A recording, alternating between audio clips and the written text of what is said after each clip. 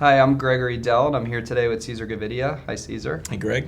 And it's been a while, Cesar, since we've spoken about the Metropolitan Life, also known as Metlife Insurance Company.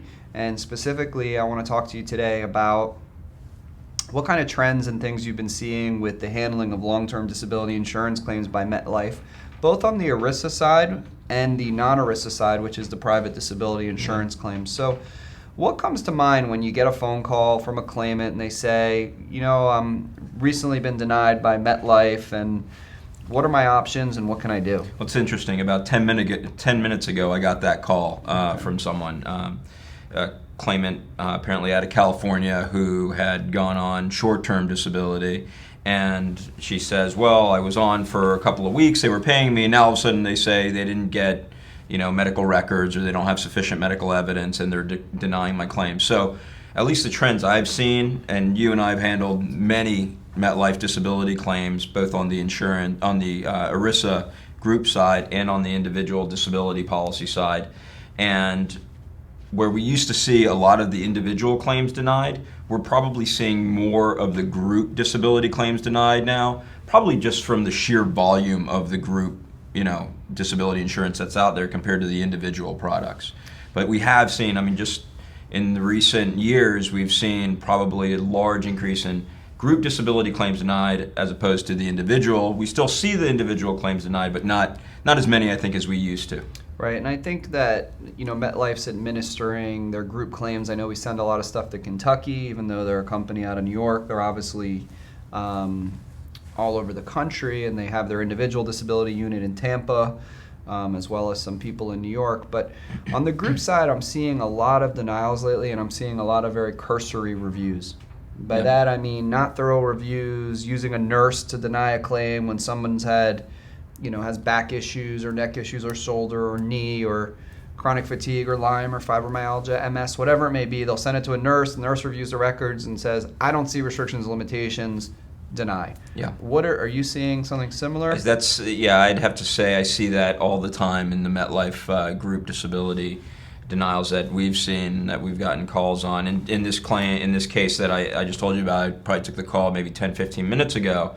This lady was actually a executive for a very large Fortune 15 company, and she asked me that question. She said, I have all of these doctors lined up saying I'm disabled, and MetLife had, I think, a nurse review this, or someone who's not nearly as qualified as my doctors, who are specialists and understand these conditions, and they're denying me. I just don't understand how they can do this. And I think that's a tough question for even us to answer. How can they do this? We ask that same question all the time. I think one of the things is, and we offer a service where we do the application for the claimants and help them through that process, is that claimants get this false sense of security that, they only asked me for one form to fill out and they want my doctor to fill out some paperwork, and then I should get approved. And it's all, it's as easy as that. And unfortunately, it's not that easy, because the claimant statement is minimal, right?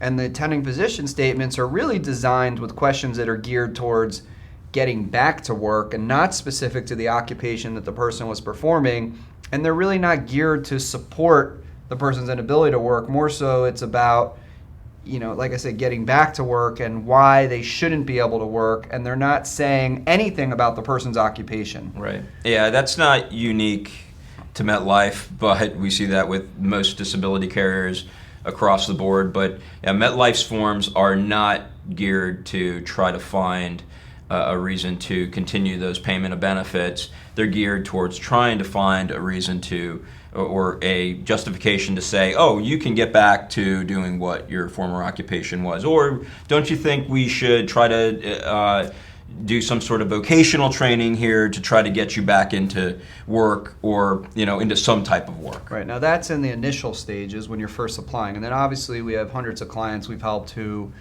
either on claim ongoing, or we won their appeal for them. And MetLife doesn't really ask for a lot of forms on an ongoing basis. They tend to constantly request medical records from the doctors, and that in itself turns into a problem from my experience, because the medical records are done more from a treating, a patient doctor relationship, and not from a forensic standpoint where the doctor feels like his records are going to be audited by an insurance company to see what restrictions and limitations are. So what are the holes you usually see where you get this problem where they say, well, your medical records don't support your disability? Yeah, and we see that a lot. Unfortunately, I have to tell people, well, look, one of the number one reasons disability claims are denied is due to very subpar or unsatisfactory type of documentation by the physician or the physician's office, or just not detailed enough information in those physician's notes. And it's really difficult, especially with a physician or a doctor who's not, because when you're in the patient-doctor relationship, the doctor's focus isn't to try to, substantiate or hold up your disability claim. They're just there to treat you and get you better. Right. That's their focus. That's their objective. They keep notes good enough for them to go back, refer back to, understand what treatment plan they have or what they can do for you next time you come in, or understand your medical history in order to evaluate your medical condition. And unfortunately, a lot of doctors think that disability standard is the standard in order to get a handicap parking permit or something Right. of that nature. And it's not when someone has this policy. It's not Social Security disability benefits we're talking about. It's not a handicap permit. It's usually in the initial stages unable to perform the duties of your occupation, or in most Metlife policies, it's unable to perform any gainful occupation, which requires the person to be able to make at least 60% of what they were earning pre-disability. So that's a big difference than saying, hey, the person can't do 5 of their activities of daily living, whether it's feed themselves, bathe themselves, dress themselves, or need assistance getting in and out of bed, or assistance going to the bathroom. That's not what disability is in this world. So that's a big problem that develops because these doctors don't even understand disability. Then the claimants call us and go, well, my doctor's not necessarily saying I'm disabled, and then because of that, obviously they get denied. So that's something that's got to be worked out, right away. Right. What other trends are you seeing with Metlife in terms of limitations in their policies, such as something called a musculoskeletal? Yeah, I'd have to say Metlife probably has one of the more restrictive or most restrictive group disability plans out there with respect to those types of limitations. In most group disability plans, we'll see mental illness limitations. In other words, you suffer from some sort of psychiatric condition or behavioral health condition. Those claims are generally limited across the board on most group disability plans to 2 years, 24 months of disability payments. Well, in the Metlife group policies, you not only have that limitation, but you also have what's termed as the neuromusculoskeletal limitation. So, any myalgias, any sort of muscular pain issue, orthopedic issue, anything like that in a Metlife group policy is limited to 2 years unless you can show proof, usually of radiculopathies or positive EMG studies or herniations or something like that. Well, as you know, and we've reviewed hundreds, if not thousands, of scans, orthopedic thousands, MRIs, yeah. X-rays. There are cases where you have the symptoms and you have these conditions, but you don't necessarily have the objective data, the scans to back up that you have these pain symptoms. And unfortunately, those restrictive policies or that restrictive language in the Metlife group policy is not good, and it's very bad. And then obviously we've litigated hundreds of claims against Metlife in terms of once we've exhausted all of the appeals, and then we have to file a lawsuit, and we filed them, all over the country against Metlife in terms of, they hire very qualified attorneys to help them. But the advantage for a claimant is the fact that Metlife often at the denial stage doesn't do the most detailed review of a claim. And that's a huge advantage for a claimant. I mean, it's bad that you got denied, but we got as lawyers say, what's the bright side here? How can we win this thing?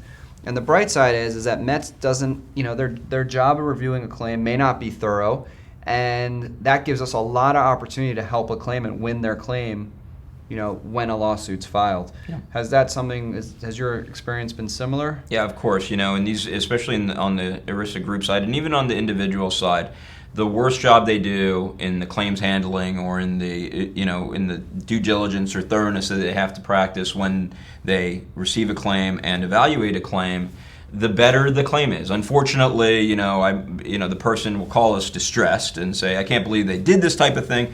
We're looking at the claim thinking, well, this seems like a very good case to us. I mean, we unfortunately seeing this type of stuff in these disability claims is what we're looking for to try to discredit their case and have it to work to our advantage. Right, and claimants who are considering hiring our law firm need to understand that we've seen thousands of claims. We're reading cases every day because we track all of these lawsuits all over the country. So we know exactly what MetLife's looking for Right. when they review a claim, and we know exactly what they did wrong.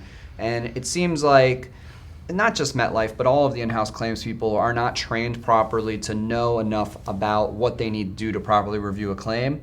And the worst part of it all, which I say all the time, is I can't stand how they rubber stamp whatever the doctor they hired to review the claim says. Right. So if their doctor comes back and goes, well, that person's not disabled, I mean, that person could be in a wheelchair with no legs and arms, and the doctor will say they're not disabled, and the person at the insurance company will just say, well, the doctor said you're not disabled, and they ignore the 5 other doctors representing this person with no legs who Right. said he or she is disabled. So it's kind of like, you get this false sense of security talking to the person at the company, and then you think that they're going to be nice to you or help you out or whatever, but they're just a pawn to whoever the doctor is that's going to be hired. Exactly.